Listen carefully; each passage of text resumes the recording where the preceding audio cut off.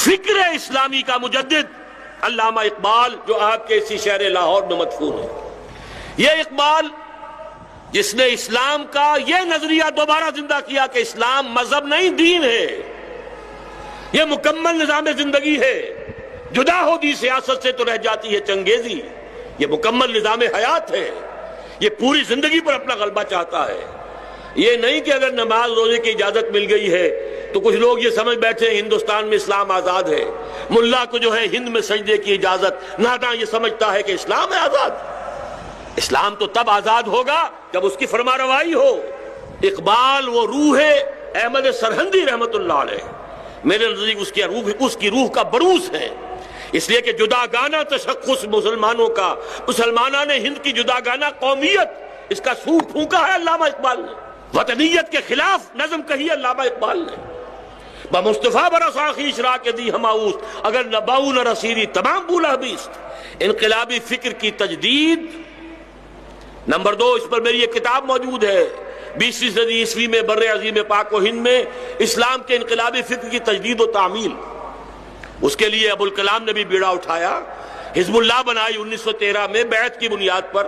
پھر مولانا مودودی نے یہ علم اٹھایا اور 1941 میں جماعت اسلامی قائم کی. یہ سب در حقیقت اسی فکر اقبال کی تعمیل کے مرحلے. پھر ذرا نوٹ کیجئے اس کی عقابی نگاہ.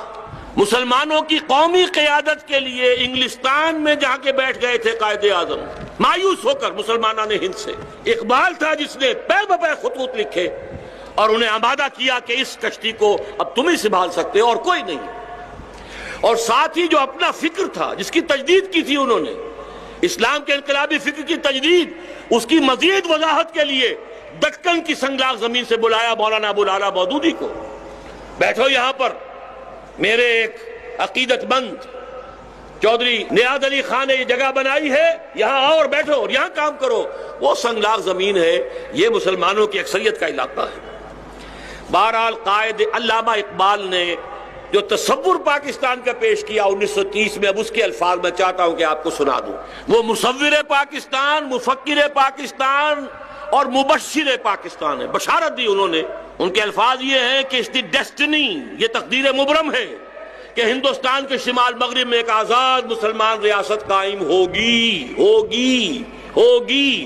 ہونی چاہیے نہیں، تجویز نہیں، ہوگی. ایک پیشن گوئی ہے. اور اگر ایسا ہو گیا تو ہمیں ایک موقع مل جائے گا. کس بات کا؟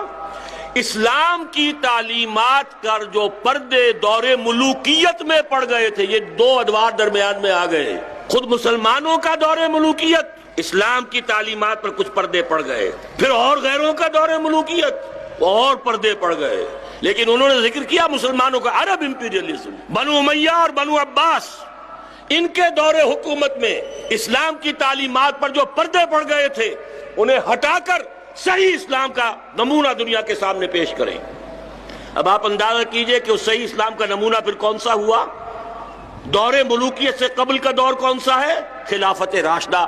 چاہے یہ الفاظ استعمال نہیں کیے، منطقی نتیجہ کیا ہے کہ ہمیں موقع مل جائے گا کہ پھر ہم خلافت راشدہ کا دنیا کے اندر دوبارہ نمونہ پیش کریں.